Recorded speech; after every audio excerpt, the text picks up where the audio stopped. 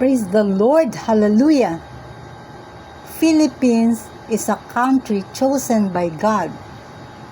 And because of that, it is untouchable, covered by God's protection, and the outside country's threat to our country are already frozen. They cannot destroy the Philippines because God is with us. We are His people, and the anointing of God's end-time prophet is always in the Philippines. Any destructive missiles and other deadly weapons will never reach the Philippines.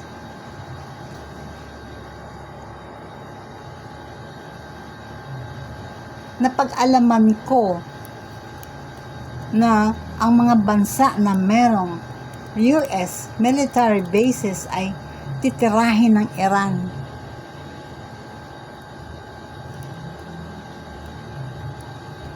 Kaya sabi nila, nanganganib ang Pilipinas dahil meron tayong US military bases.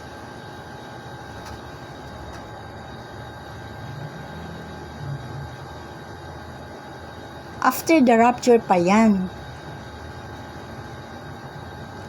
mangyayari. Ngunit pwede manganganib ang mga Pilipinong walang faith, hindi naglilingkod sa buhay na Diyos.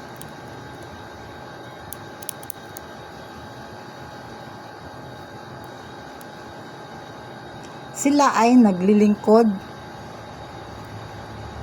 sa patay na Diyos, sumasamba sa gawa ng kamay ng tao o mga rebulto. Sila ang unang matatamaan ng missiles. Dahil ang Diyos ay nag-iingat sa kanyang mga tunay na anak na puspos ng Espiritu Santo at iiwas sila sa mga kapahamakan. As the Holy Bible says, if God be with you, who can be against you?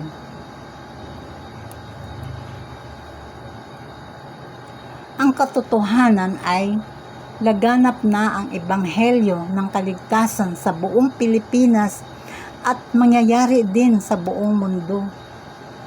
Madami ng mga unbelievers dati na naglilingkod na ngayon sa buhay na Diyos, kasama mga Muslim converts na sa mga Muslim areas ng Mindanao at nakatanggap ng himala galing sa Diyos.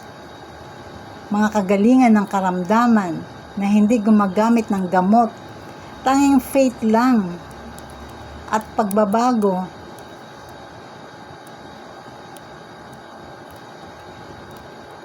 At pagbabago ng buhay. Tunay na mga anak, tagapagmana ng buhay na walang hanggan.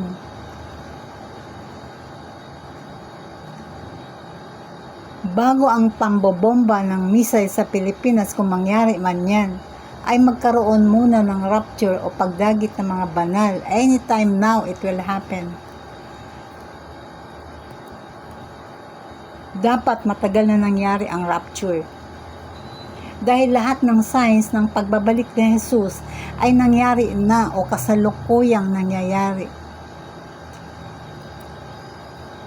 Dahil ang Diyos ay sobrang mahabagin at ayaw niya na marami ang mapahamak at pagkatapos ay itapon sa impyerno, pinahintulutan muna niya na ikalat ang ebanghelyo ng kaligtasan sa buong Pilipinas at mundo upang ang mga tao ay magsisi sa kanilang mga kasalanan, maligtas, magbalik loob sa Diyos at magmana ng buhay na walang hanggan.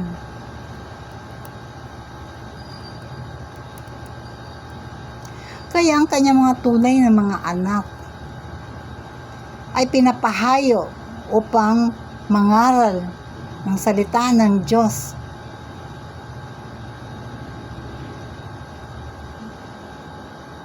at marami ang maligtas sa galit ng Diyos. Grabe na talaga ang kasalanan ng tao sa ating kapanahunan ngayon at napakaiksi na lamang ang ating panahon at babalik na si Jesus. Romans 11:11 states that through the transgressions of Israel, salvation has come to the Gentiles because Israel rejected Christ. The people who are not Jews and the unbelievers like us, that before we are not born again Christians but found grace before the sight of God, accepted the Lord, received salvation as we repented of our sins, baptized in Jesus' name through immersion, and baptized in the Holy Spirit. Ngayon ay naging tunay na mga anak ng Diyos. Nakakatakot.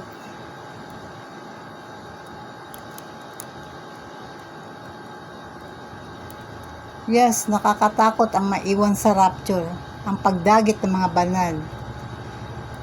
Sinabi ng Bible na after the rapture, ni isang bato ay walang makakatayo sa kanyang galit at lahat ng bagay ay mapupugnaw sa matinding init ng apoy kasama na ang pagputok ng mga bulkan, pagsabog ng mga missiles. At ito ay mangyayari pagkatapos agawin sa mga alapaap ang mga tunay na anak ng Diyos sa isang kisap mata. Ito ang pagdagit ng mga banal na mangyayari anytime now sa isang kisap mata lang, at tayo na naglilingkod sa Diyos ay agawing buhay at tayo ay magpakailan-kailan pa man ay nasa kalangitan kasama ang Diyos forever and ever. Praise the Lord. Glory to Jesus. Salamat po. God bless you all.